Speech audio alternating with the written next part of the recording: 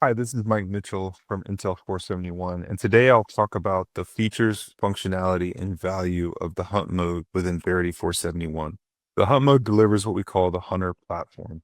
Within Hunter, we deliver over 700 threat hunt packages specific to the advanced behaviors, TTPs, and procedures of threats, actors, malware, and vulnerabilities. Our goal is to provide hunters a complete and fully formed hunt package with the documentation, contextualization, and query logic for the 12 supported tools specific to SIM, EDR, and XDR. Our goal is to help augment their capability and help speed up the time to hunt related to these threats and actors in the ever-changing landscape. Within the platform, we provide several different features. One of those is the ability to quickly research and highlight the hunts available based on intelligence reports. Within the research module, there is the ability to find and discover hunts based off of a full text search or leveraging the filter bar to the left-hand side here. Every hunt package is contextualized with MITRE information, the goal, the tools, and dependencies for visibility against those hunts, as well as contextual tagging specific to the actors, the threats, behaviors, target industries, and threat names related to the observed behaviors of the hypotheses. This is important, again, to allow the CTI teams and hunt teams to pivot from intelligence reports and intelligence feeds like what's found in Verity and pivot to the hunts that are available based off of the contextualization, the actors, the threats, and TTPs. We also deliver what we call emerging threat collections. These collections are specific to the net new threats affecting the cyber landscape.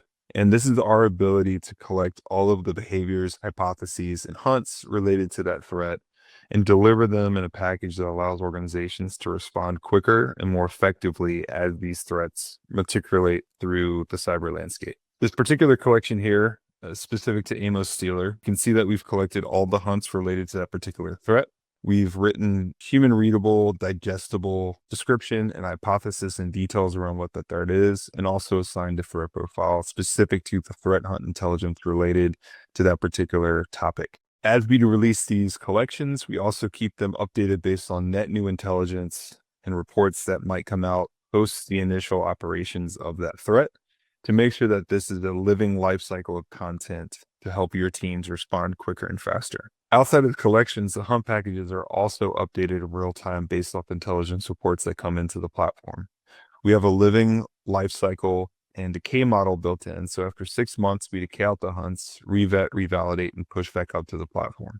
Anytime new intelligence is delivered to the platform via Verity or other sources, we'll update these hunts and behaviors based on the observed tactics, techniques, and procedures we've seen in the wild. Now, I'll now use the full text search to pull up one of my favorite hunt packages specific to auto-run or ASCP registry modification. Now that we're in an individual hunt package, you can see we have a feature called My Environment that allows you to filter the available tools in your environment and your organization and immediately show you the hunts that are available for your environment.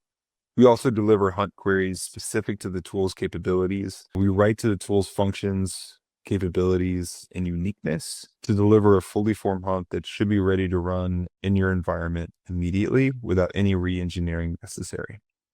We also supply deployment requirements based on any circumstances outside of normal, abnormal deployments, and just guiding you through the deployment process.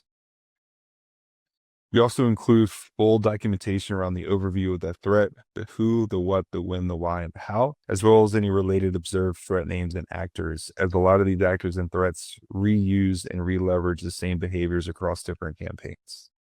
We also include emulation and validation specific to the Invoke Atomic Test open source framework to help organizations validate their visibility and their logging capabilities across these different hypotheses. Organizations typically will run this before they run their hunt to get a valid log in their system to test their security policies, controls, and procedures. And this gives them the validation that if something were to be found, they'd be able to quickly identify the bad behaviors in the logs available. We also include query logic specific to the selection fields, values, and conditions related to the query logic that we're writing to, again, to help threat hunters understand the full scope of the hypothesis and the hunt package. As our hunters are building these hunts, developing the content, and doing their research, We also supply their analyst notes. So again, we're trying to augment that hunter's capability and understanding of the threat by delivering the source, the detail, and any technical information related to the updates over time. And as you can see here, there's been plenty of updates to this hunt package as this behavior has been reused over a number of different campaigns. We also supply references that we've used to develop the hunt, the MITRE information, and then runbook and mitigation recommendations to help other departments kick off their steps like incident response teams to understand the artifacts and the areas of effect that they should go tackle immediately. I'll now jump into what we call the hunt module. The hunt module is a module that allows organizations to manage, track, and report on the hunts that they're running within the Hunter platform. This gives hunt teams the ability to communicate the return on investment based on the hunting content and the hunts that they've run in the platform. As you can see here, it clearly shows the number of hunts run, the actor and threat coverage and MITRE coverage, as well as the gap coverage and the top threats, actors, and MITRE information, a MITRE heat map, as well as showing the outcomes, statuses, priorities, and activity workload distribution. The hunt module features what we call a hunt template. This allows organizations to pull in groups of hunts that they want to run from an effective hunt operation perspective, or pull in our already built collections into the templates. Once a hunt template is created, you can now run an operational hunt, which allows you to track the status, priorities, and outcomes of those hunts over time. I'll now jump back into the research module and use this ammo stealer as an example of how to bring in a already built collection into a template. I can define my environment, my priority, assign it out to an individual, and this will also show how we can build the abstract and hypothesis based on the hunts already defined within the platform. This now creates a template. It pulls in all the effective hunts. And we also have the ability for organizations to drop in their own custom hunt packages and detections alongside of our hunts. You can define the tool, the query logic, and it aligns to our methodology of how we develop and manage and deliver hunt packages. This allows you to cover down on the 10% of the hunts that are unique to your environment, while we can help cover down on the rest of the 90% of the threats within the cyber landscape. Now that this template's created, I can now create a hunt. So again, our environment's selected, we can select a priority and then assign it out to an individual. Once we've done that, we're dropped into what we call the hunt workbench. This is where you're going to effectively run the hunts within your environment. Based on my environment, here's the tools available. The CrowdStrike query can be edited and manipulated and saved back to the template. This allows you to not have to recreate the wheel if you run this hunt this month, next month, or pass it off to different team members. All that institutional knowledge stays within the hunt template. We can take overall notes in the right-hand side, or we can take query notes based on found artifacts or logs once we've effectively run this hunt. Any changes, we can also revert back to the original. Once we've run the initial base query, we can now pivot on the data. So we have a guided hunt feature that presents you inputs that are relevant to the hunt. Let's say I found a bad process that I want to pivot on. I can drop in any of the inputs, and I'm now presented with a library of pivot queries that can add to the base hunt. So I'll add this first file, create pivot query. It nests it underneath the base query. It drops in any of the inputs into a now functional query that I can run in my environment. And maybe I found an additional process ID that I might want to pivot on. I can now pivot on a pivot as well. So I can drop in that process ID. I get another pivot query that I can run. And again, it nests it underneath that base query. And so maybe I found bad at that point.